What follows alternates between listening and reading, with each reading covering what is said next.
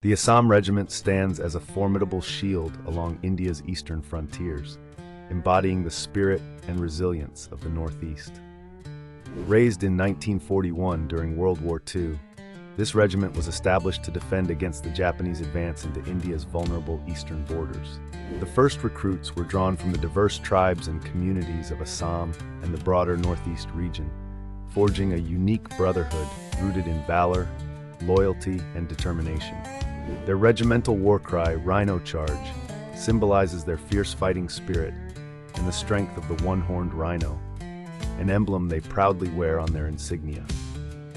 The Assam Regiment's first major test came during the Battle of Kohima, where their steadfastness and courage helped turn the tide in favor of the Allies.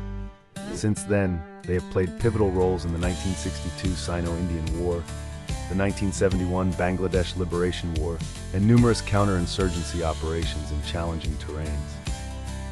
Known for their exceptional adaptability in rugged mountains and dense jungles, the Assam Regiment's camaraderie and tactical brilliance have become legendary.